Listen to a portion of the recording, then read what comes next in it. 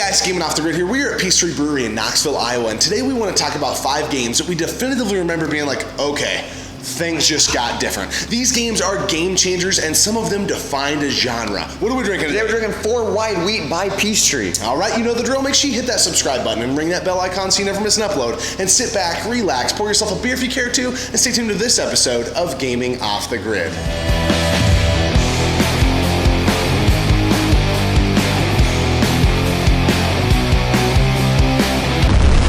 Hey everybody, I'm Chronik Spartan, and one of my favourite things to do is grabbing a good beer, kicking off my shoes, relaxing my socks, and watching one of my favourite YouTube channels, Gaming Off the Grid.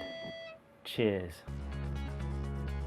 All right, here we are, Peace Tree Brewery, Knoxville, Iowa. We just wrapped up our Mario Kart exhibit, which was a ton of fun. Oh, it was so much fun. It was so much fun watching kids like not know how to hold the N64. Oh, dude, I remember one kid was like, he was trying to play the 64 version, and he was like, "Excuse me, sir, how do I turn?" And I was like, what? Little things that you kind of take for granted, but it was awesome seeing parents play with their kids beating their ass in Mario Kart 8, but then the parents like stomping them in Mario 64. It was really neat. It was a really fun event. And then we kind of started talking on the side like, wow, Mario Kart really defined this genre. Yeah, it did. Super Mario Kart, the kart racing genre, who knows where it would be? I'm sure it would exist, but who knows where it would be had they not taken that plunge on the Super Nintendo and done such a fantastic job with the kart racing. Yeah, I feel like it started a huge thing. Everyone loves a Mario Kart. Yep. It introduced Diddy Kong Racing, which a lot of people love on the 64. Mm-hmm. Man, it's just so many cool kart racing games. I've always looked at Mario Kart as kind of that line in the sand of like, had that game not done as well, would there have been your Mario Parties, your Smash, Oh, that's true. Smash Brothers games, all those games that bring the whole Mario entourage, if you will, into a game. So I've always kind of looked at Mario Kart as it kind of set the bar, set the tone. I remember definitively the first time I ever seen Super Mario Kart. My mind was freaking blown. I had never played, first off, a racing game that had the graphics that had at the time. Yeah, and then with all the Mario characters in it, I just couldn't even comprehend it. It was just literally like See, that was before my time, so the first Mario Kart game I played was Double Dash, but I was still blown away by that. I was like, dude, this is awesome. I can pick Yoshi and drive as Yoshi. Like, that's so cool. Yeah, it's a very neat thing. So, you know, it got us thinking, you know, what other games other than Mario Kart? So obviously Super Mario Kart, I think, is a genre-defining game. What other games stand out to you that in your life were really game changers? Maybe not to the whole industry, but just to you personally, that you're like, I will never forget the first time I freaking seen that game. I think I'm gonna go to the 64, and I'm gonna say 007 GoldenEye. That game changed how I felt about shooters, and like, I feel like that game right there launched like Call of Duty, Battlefield, Halo, like all the stuff. And it started with 007 GoldenEye, and dude, that game at the time was incredible. It's still incredible, but it's really hard. Yeah, I think it's a great point you bring up, because it clearly did not start the first-person shooter genre. You know, maybe Wolfenstein and Doom maybe can go down that path, but the multiplayer aspect of a first-person shooter. Now, would it have came about on its own without this game? Probably. However, the customization, the maps, the 4-player aspect, I think it really just set the tone for the years that followed. And this game, I agree. I definitively remember when I got an N64, I got it for Christmas, and I got like a couple gift cards, and I was like, I gotta get this game. It was one of those games, once you had it, that was all you played, because it was that good. It speaks volumes on how good this game is, because people still play this game in tournaments. You know, they still play it, and it's, man, GoldenEye. It started, for me at least, so many cool things. I totally agree with you. Another cool thing about this game, which I think I've already mentioned, is the customization. What would have Halo looked like in Call of Duty? And obviously this wasn't online, but it really showed the industry that, hey, multiplayer first-person shooters are the thing. And then, you know, the different game modes of like capture the flag, all these things, at least for me, that was the first time I'd ever seen that kind of stuff. And I was blown away. Yeah. And speaking of being blown away, I'm going to stick with the N64. This was the first game I owned for my 64, and that is Super Mario 64. Holy crap. an open world 3D platformer. I was like, dude, it went from the 2D Mario to like this. I was like, holy crap. Although I'm not the biggest fan of this game, okay, go ahead, crucify me now. But I do appreciate what this game did for the industry. The game to me has always felt very hollow and bland, but I do remember the first time I played it being like visually like, whoa, things are different. Yes. The gaming industry has changed right now. Like you go from playing Super Mario World on the Super Nintendo to this. Yeah. Like, holy crap. Yeah. And I mean, yeah, the graphics aren't the greatest on the 64, but I still love going back and playing this game, and it takes me back to when I was a kid. And it's just like, dude, this, for the time this came out, it was a game changer. It is a lot of people's favorite Mario game, so don't take my saltiness towards it to heart. And the three-dimensional platforming genre, I think, just kind of went from there, especially, on the N64, and then, you look at games that came along like Spyro, things like that. It really just kind of set the tone for that collect-a-thon type open world. Search. Yeah. I would definitely say, albeit not my favorite Mario game, it is a game changer. It is a game changer. And really set the bar pretty high. There's a game that I definitively remember where I was, who I was with, the first time that I played Grand Theft Auto 3. Oh, yes. Grand Theft Auto 3 is awesome. It was a mind-blowing experience. It was weird because I was really into the driver games on PS1, and then this game came out and it did everything I wanted to be able to do in Driver 2, where you could get out of your car, but you could do everything in this. And I know Grand Theft Auto existed before this, and there are better Grand Theft Auto games that existed after this, but this game in particular, I remember thinking it will never get better than this. Well, it's so crazy. This is amazing. It's so crazy because the first two Grand Theft Autos have that very weird perspective and you're in the car, and then this one came out and it's crazy open world and you can do whatever you want. You can just walk down the street and hit someone with a baseball bat and then run from the cops. Dude, I remember playing this as a kid when my parents weren't looking because I wasn't allowed to.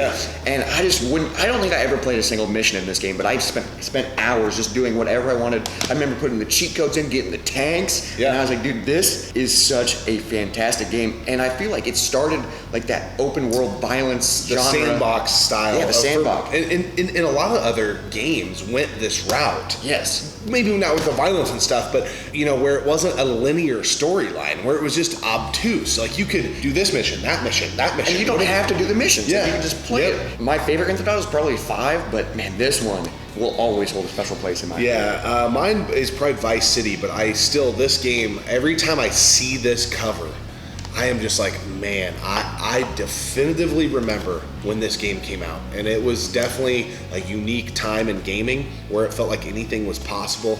And the PS2 was just setting the world ablaze.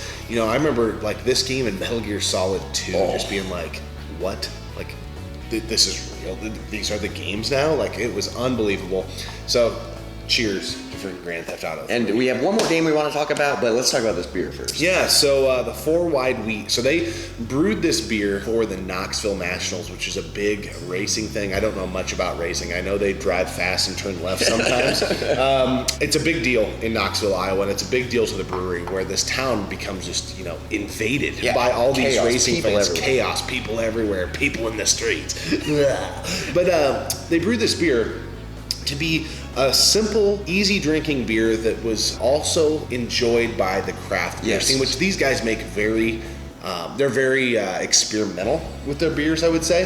So for them to have to kind of throw a blanket on that and try making something that is enjoyable to everyone. To the masses. That's what they did with 4 Wide Wheat. So I'll let you go ahead and start. What are your thoughts on this? It's a very simple, good wheat beer, but it's really refreshing. This is for the event they made this for, day drinking outside. This is a perfect beer. It's not too heavy. It's light. It has good flavor. Mm-hmm. It's the perfect blend of everyone will like it, but also your craft beer fans will like it. I'm not a huge fan of just the wheats in general, but this one is so simple and so refreshing and good. The thing I like about it is it does have a little bit of that Belgian Hefeweizen, a little bit. It's just faint. It's just if you're a craft beer fan, you will notice that. But I don't think that yeast component definitely comes through and cuts through this, where you're not going to get that with another light wheat beer. So this beer, I would say, is not, like you said, it's not full body, but it's also not light. It's middle of the road. And the flavor does linger in your mouth for a little bit, so it has that good overall taste. And man, this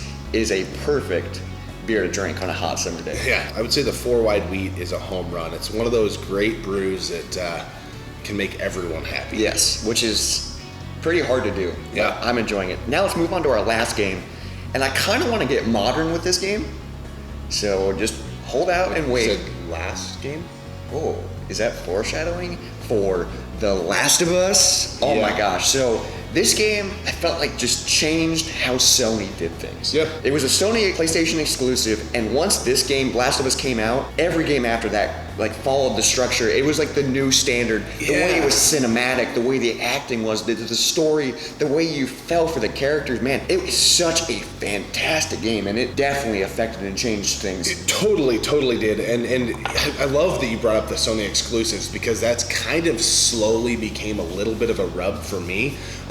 You know, like the new God of War game, as great as it is, and Horizon Zero Dawn, and all these Sony exclusives that have came out that are great games. I'm not shitting on them, but it has begun to feel a little cookie cutter. Yeah. Like you're just using the same equation that you used for The Last of Us. It really set that tone for it. But I mean, The Last of Us broke records, so I get why they're doing it. Yep. And man, I love Last of Us, so it's awesome that they're doing it. But I wish they would kind of not exactly cookie cutter it. But and you know, the cinematic presentation, you know, you had seen that in games before, but then to also you come out of this amazing voice acted cutscene that is just like, man, am I watching a movie, into a game where the gameplay is tight, it's dialed in, it makes sense. There are a lot of games that have defined a genre or stood out to me over my lifetime, but the first time I played Last of Us, it really drew me back into gaming. I feel like I had kind of been like, man, this modern stuff. I just was sticking to the retro games, but that game, I started playing it, and I could not stop. For the longest time, I was so hesitant to play this game. I heard so many good things, and maybe it's the hipster in me. I was like, dude, if people are talking about how good this is and everyone's playing it, I'm not going to play it. But I finally sat down and played it, and I honestly think it's more than a game. It is an experience. Like, absolutely. Holy crap. Like, it throws you into this world, and you feel for the characters, and you cry, and you laugh, and you're like, man, this, I feel like I'm friends, or I'm in the game. Yeah. Like, holy crap. And Last of Us 2 is about to come out, and I am so excited, because if they do it like the first one, that's going to be a game changer in itself. Yeah, absolutely. So in the comments section below, let us know, what are some games that really jumped out to you that you will never forget the first time you played, that changed things for you, that you were like, okay, things are different. This is a game changer. This is a genre-defining video game. We would love to hear your opinions. We're just talking from our viewpoint and the lives that we've lived. So it'd be awesome to hear what you think on this topic. And a special thanks to Peace Tree Brew for their hospitality, inviting us in and hooking us up with some 4 Wide Wheat. And as always, keep gaming, keep drinking. We'll see you next time right here on Gaming Off the Grid. All right, so here we are, Peace Tree Brewery. Heck yeah. Just wrapped up our Mario Kart Woohoo. Woohoo! Woohoo! Hey guys, Gaming Off the Grid here. We're in Flicked Brew House. Yep. Is that what you're about to say? Yeah, well, fresh off the heels of our Mario Kart Woohoo! Nintendo is awesome. Yeah, they are.